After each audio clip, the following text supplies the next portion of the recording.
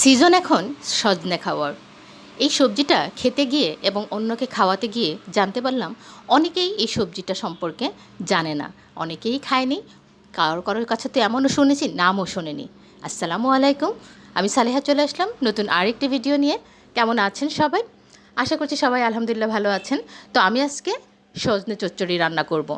সজনে সবজিটা আমি আসলেই আমার বাসার খালাকে দিয়ে যখন আমি বানাতে গিয়েছি, তখনও সে বলেছে এই সবজিটার নাম শুনেছি, দেখেছি, খাইনি কখনো। আবার এমনও কারো কাছে শুনেছি যে এটা কী জিনিস, এটা তো কখনো নাম শুনিনি। তো যাই হোক, ভাবলাম যে এত টেস্টি একটা সবজি, আর টেস্টির চেয়ে বড় কথা হচ্ছে এটার কিন্তু রয়েছে প্রচুর পরিমাণে ঔষধি গুণ। আর এটা যে শুধু সবজিতেই আছে বা এর সজনের ডাঁটার মধ্যে আছে তা কিন্তু না, এর পাতাতেও আছে ঔষধি গুণাগুণ, এই গাছের বাকলেও আছে কিন্তু ঔষধি গুণাগুণ। তো আশা করছি এখনও যারা খাননি তারা খেয়ে নেবেন ঔষধ মনে করে। আচ্ছা, আমি আজকে ডাল দিয়ে চচ্চড়ি করব। তো আমি প্রথমেই ডালটাকে ভালোভাবে মশলার সাথে একটু ভেজে নিচ্ছি। ডালটা ভেজে ভেজে খুব ভালোভাবে ভাজা হয়ে গেলে তারপরে আমি সজনেটা দিয়ে ভালোভাবে রান্না করে নেব। আর সব তরকারির ক্ষেত্রেই কিন্তু কষানোটাই হচ্ছে মেন। আর ডালের মধ্যে একটু আষ্টি গন্ধ থাকে, কেমন যেন একটু গন্ধ থাকে, সেটাকে খুব ভালোভাবে কষিয়ে নিলে কিন্তু দেখা যায় যে খুব সুন্দর একটা ফ্লেভার চলে আসে। তো এরপর দিয়ে দিলাম হচ্ছে সজনে। আজকে কিন্তু প্রচণ্ড গরম পড়েছে। গরম মানে কি বলবো, এত গরম পড়েছে।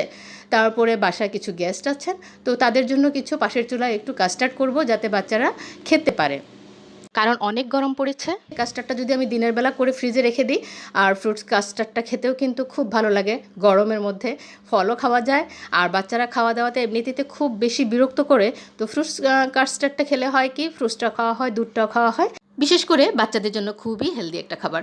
তো এদিকে আমি খুব ভালোভাবে একটু সজনাটা কষিয়ে নিচ্ছি। সজনা তো আসলে সেদ্ধ হতে খুব বেশি সময় লাগে না। কুচি সজনা ডাঁটা হলে কিন্তু খুব অল্প সময়েই রান্না হয়ে যায়। আর বেশি কিন্তু সেদ্ধ করলে একদম গলে যাবে, তখন কিন্তু খেতে খুব অসুবিধা হয়।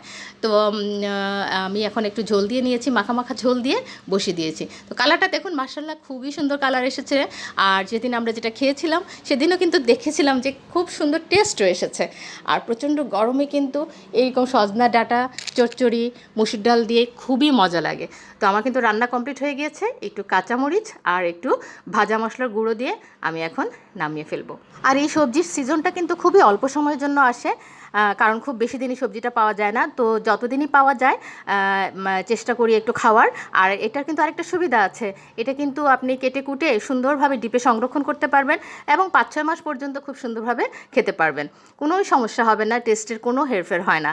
তো ওইদিকে আমার রান্না কিন্তু দেখুন কমপ্লিট হয়ে গিয়েছে। আর মাশাআল্লাহ কালারটা দেখুন কি এসেছে। তো আমি আর কি বলবো বলুন, স্বাদটাও তো সেরকমই হয়েছে, বোঝাই যাচ্ছে।